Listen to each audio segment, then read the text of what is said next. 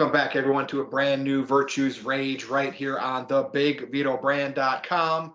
And also check out patreon.com/BigVMafia. I am Virtue, and that is Dr. Jargo joining me for a rage once again. What's up, man?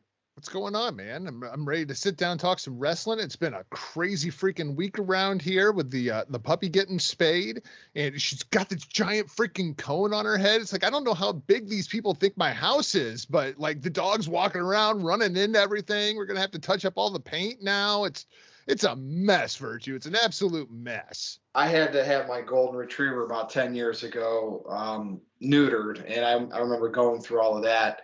And of course, now with my Basset Hound puppy, that's going to be happening in the next 4 to 6 months. So, yeah. 2 weeks in the cone of shame.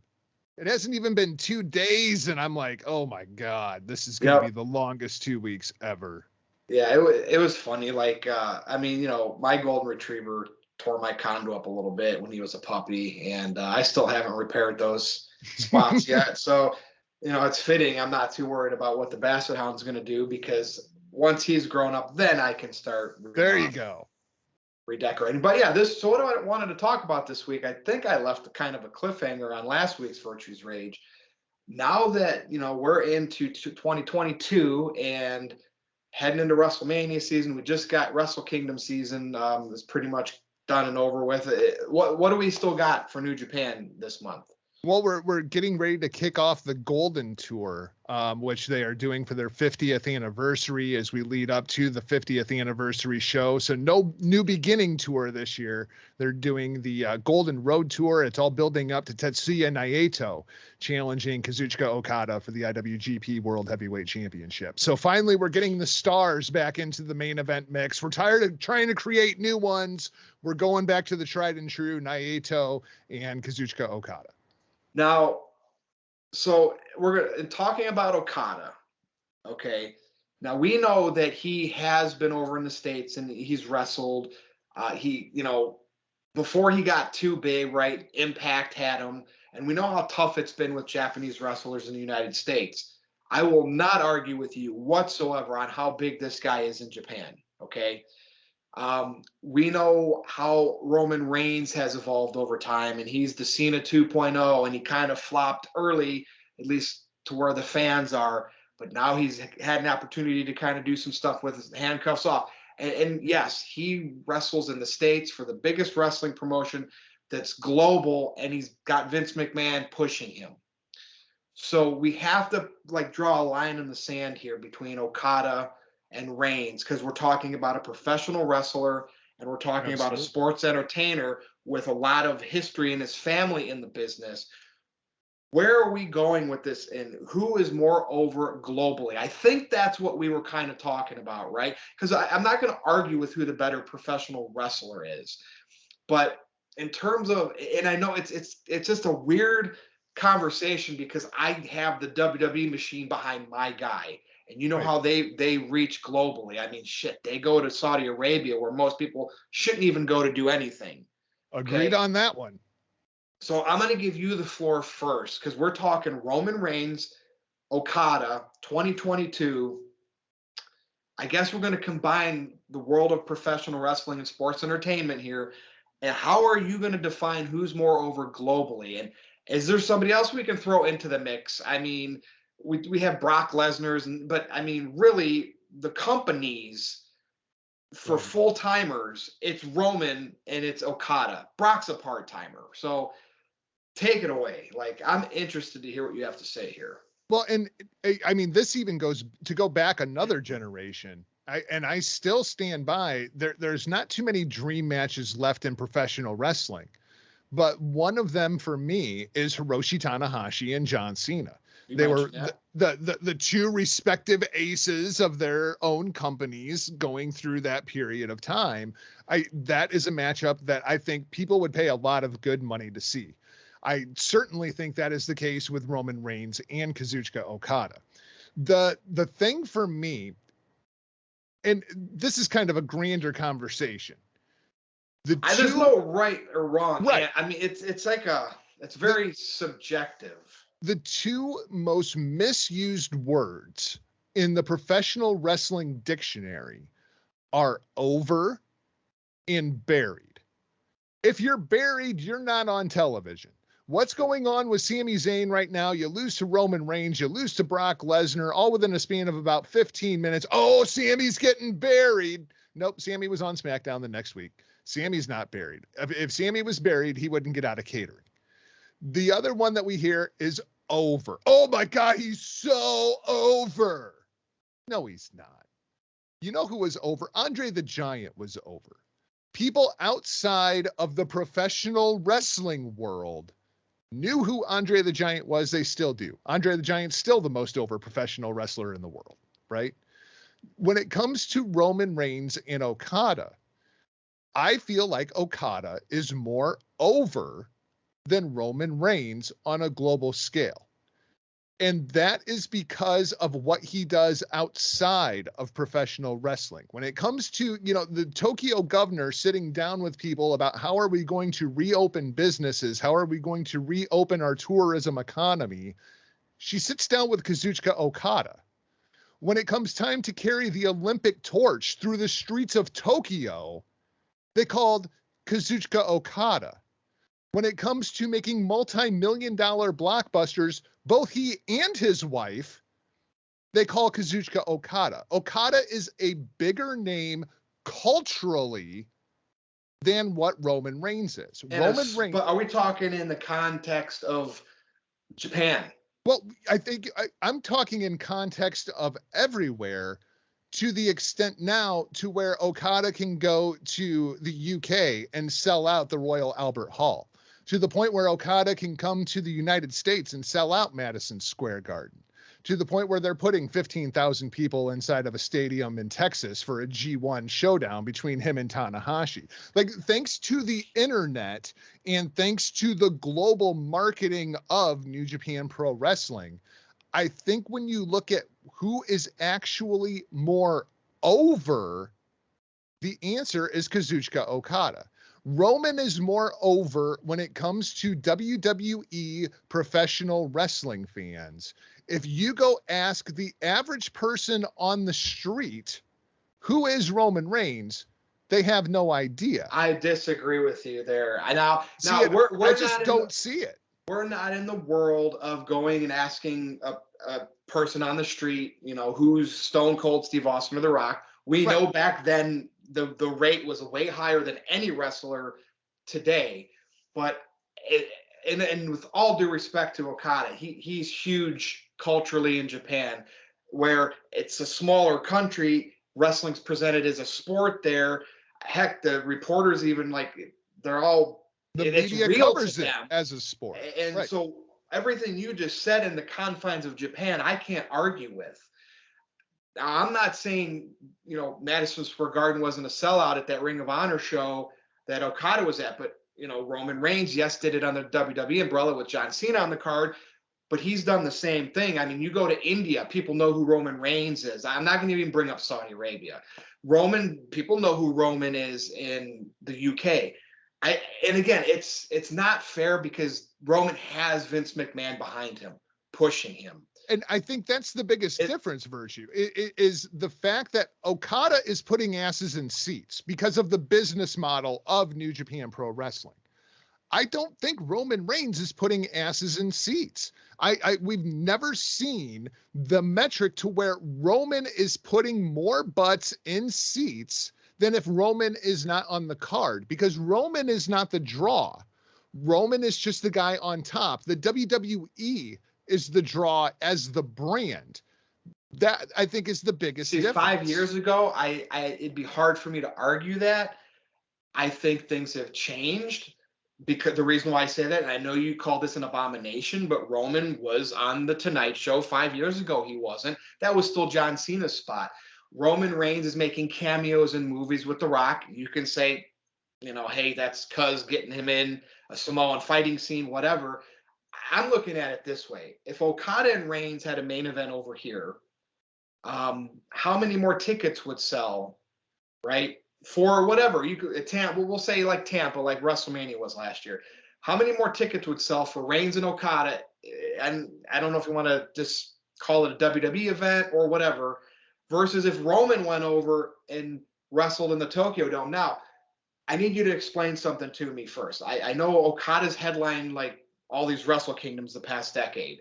Right. And every year, like, and we're not counting the pandemic, but before the pandemic, it was growing and growing where they had to fit more seats. The last time I remember them having to expand seats, Jericho was involved. Or is that just he was there, Okada was already evolving Wrestle Kingdom over there to where they had to add 5,000 more seats? You know what I mean? I just don't see Okada Reigns in the States selling any more tickets because Okada's over here. But I feel if Reigns went over there and wrestled Okada on his home turf, and maybe it's because how they've always treated Westerners coming over as the villains, I could see a bump, is no pandemic, in attendance more so there. And I don't know if that's because of those cultural wrestling fans of Japan would want to see that because Okada, you know what I mean? We're never really going to know unless the world was perfect and we got that opportunity to see this happen, which, think about it. That's the forbidden door. WWE New Japan one day. All these people talking about Impact, and there's no forbidden doors. Forbidden doors to me are globally. And I would like to see what would happen. I would like to see what the draws would be with these two guys wrestling each other. You say Cena versus Tanahashi. I want to see Reigns and Okada.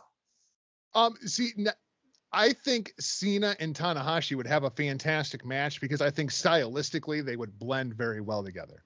One thing that I do completely agree with you on is that Roman would do better in Japan than Okada would do in the States.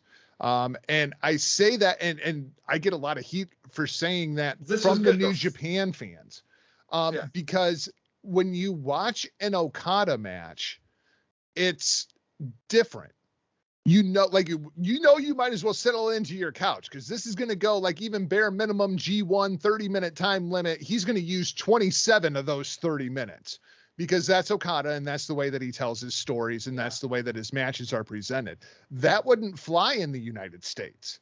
I mean, like even when AEW does a 30-minute draw or, heaven forbid the 60-minute draw, people complained about it, right? Because American television audiences want that 8 to 12 minute match. And if it's on pay-per-view, maybe it goes 20.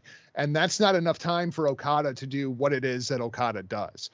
So I've never thought that Okada should come to WWE, that there's all these absurd reports about AEW trying to sign Okada. It's not going to work. It's going to be a disappointment. It's going to be Shinsuke Nakamura inside of a WWE context. And he's never been the myth that was when they signed Shinsuke Nakamura. Roman would clean up in Japan as a gaijin wrestler coming in with Roman's build and Roman's style. He'd go out there and be able to have that, 15-minute match with Tomohiro Ishii that was just incredibly physical. The difference between the two, to me, is if you really want to go back in time in history, Roman Reigns, or Joe, rather, did not want to be Roman Reigns. Joe wanted to play in the NFL. Yeah. Joe went and built furniture for the family. Joe avoided getting into professional wrestling as long as he possibly could. Okada went to Mexico when he was 15 to learn how to wrestle because he wasn't old enough to get into the New Japan dojo yet. Like, this is something that he has been born and bred for. He is about the most thoroughbred as you're going to get. Roman even made the comment to Sam Roberts once upon a time, I just do what I'm told and hope to get rich. Like, I don't think that passion is there from Roman Reigns. And I think that's always been the disconnect from the fans too. The fans know you're not one of us. Like, you are in this spot because of your family. You're in this spot because Vince loves your family. You're in this spot because you look like a freaking movie star and you're built like a brick shit house and Vince is infatuated with you. And I think that's always been the disconnect between the pro wrestling audience and the character that is Roman Reigns, whereas Okada has just been so embraced because there's all this video footage and the stories are so well told. I mean, to me, the only person that you can really compare is Inoki, who ended up becoming a politician after his run with New Japan Pro Wrestling. And I very easily could see that in Okada's future as well. See, if you pluck the pro wrestling fans throughout the world, UK, India, Germany, wherever, Yep. Okada's going to be more over to them. Absolutely. But there's still casual fans out there. Roman's going to win that every time. Like I still say, if you go to like in India, because there's so many people over there, and they like wrestling over there. WWE's toured over there before. The wrestling fans of India are going to love Okada, but I still think in a place like that, Roman's going to go there and be more over because people might know he's cousins to The Rock. He's the guy that Vince McMahon is pushing. He's got that look. He's more of the fighter, a badass. And so like it's so hard. Like I will not argue with you. But the thing is, when it comes time for those media appearances, they send the Miz.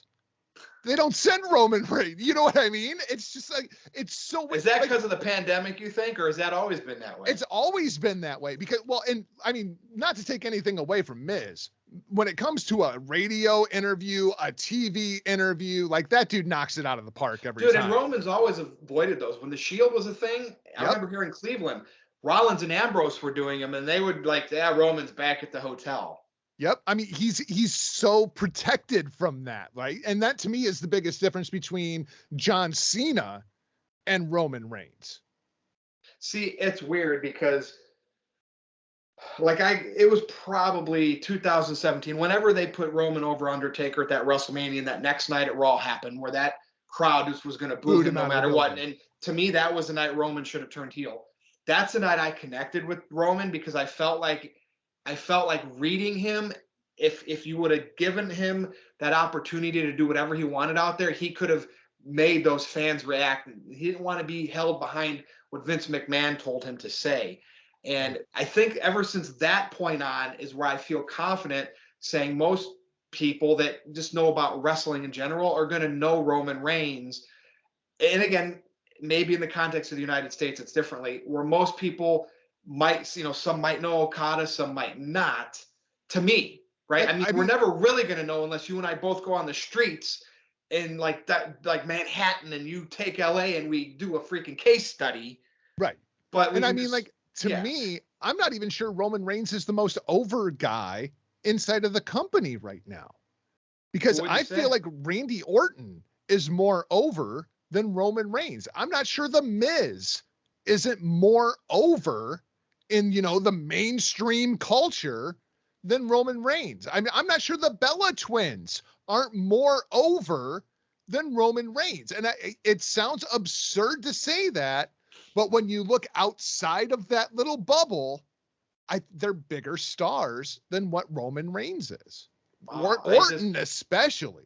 It just seems like, and maybe because like everything I think of wrestling wise, I'm interjecting Roman Reigns into it the past 5 years. I mean, on Twitter, like I remember that's why I was going back to 2017, the night after The Undertaker.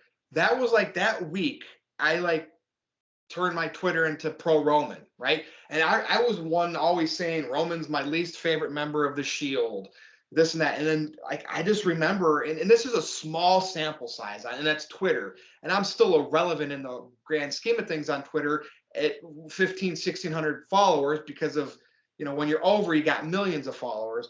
But I mean, I went from like 300-400 within like a month. I'm over 1,000 because I'm now pro Roman Reigns, and I'm seeing girls following me and interacting with me. And maybe that little thing is what persuaded me to feel this way.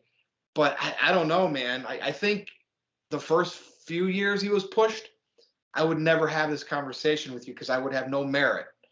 But I feel confident that night from that Monday Night Raw where they told him they were booing him out of the building. I've just felt everything I've ever said about Roman. I felt confident, and I guess all we can do is see how WWE handles this, right? The dirt sheets, the rumors are all against Roman. He was going to lose to Brock. He's going to lose to Rollins now.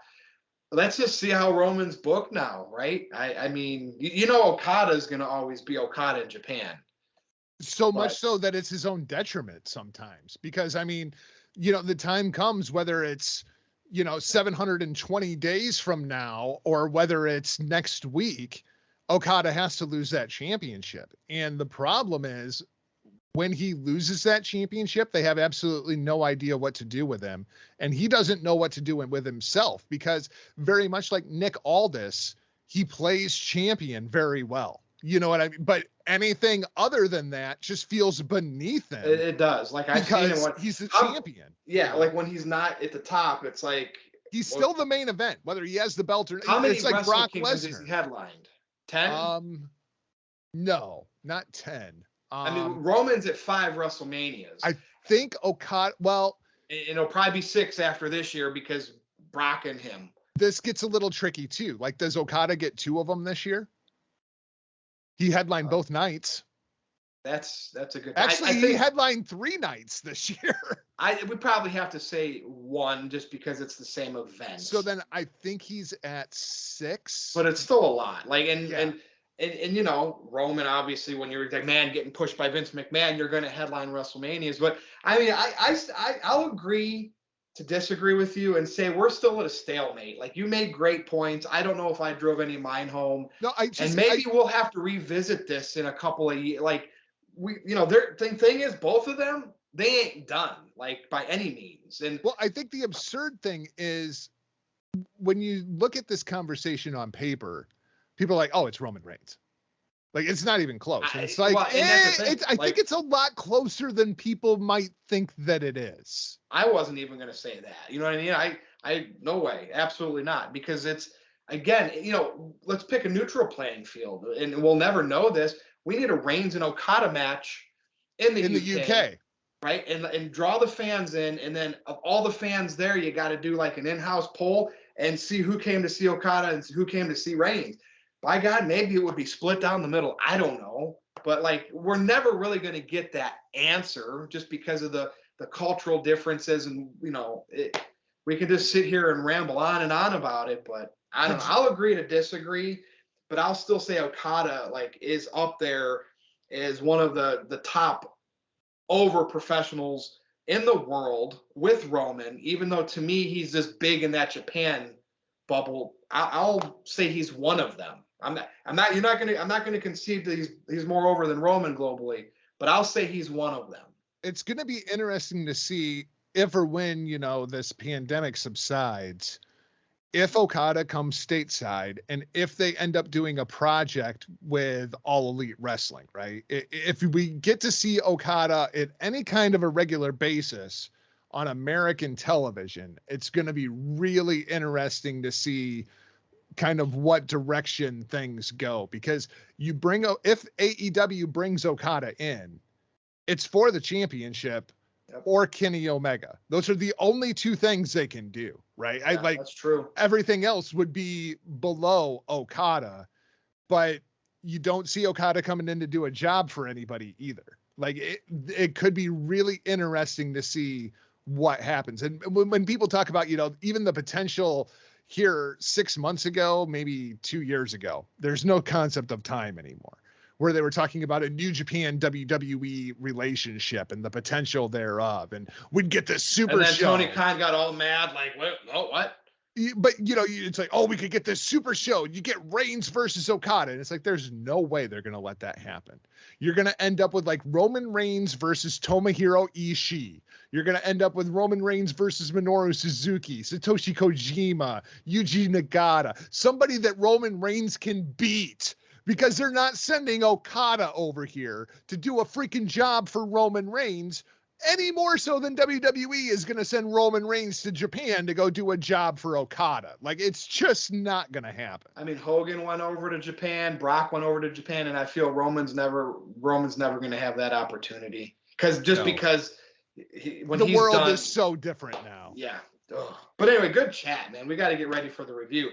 Anything, and this is to be continued, obviously. Be continued forever. Okada's only 34. Yeah, he's only 34. And what's Reigns, like mid-30s? Yeah. Yeah, but I just shorter shelf life, you think, because the money that he makes, he can quit earlier. Well, no, I think everybody expects Roman to follow kind of in Dwayne's footsteps and walk away before he really needs to go make movies. So it's going to be interesting to see how that kind of pathway pans out. But on the other hand, I don't think we're going to see Kazuchika Okada until he's 44. Because I think whereas somebody like a Tanahashi, he went up the card and now he's going down the card. He's becoming one of the dads, as I like to refer to him over there. I don't think Okada is going to ever go down the card. I think he will quit while he is on top. You don't think that, like, when he's getting close to being done, he'll put, I mean, would you He'll say put more or less, he'll put somebody over. put Okada over as the next guy? Absolutely. You got to figure that's going to happen with Okada and somebody. And Okada will put that person over. Yeah. But then he will be gone. Like, he's not coming back to work the mid card for the next 15 years. Yeah, gotcha. Any plugs? At Not Jargo on social media, michaeljargo.com, destinopod.com. And of course, you can follow me on Twitter at NoDQ_virtue. And if you want to hear more of Jargo and I talk about anything wrestling, go over to Twitter and send us some suggestions. But this has been Virtue's Rage right here on the big VitoBrand.com. Thanks for watching or listening or both, hopefully at least both. And we will see you again next time.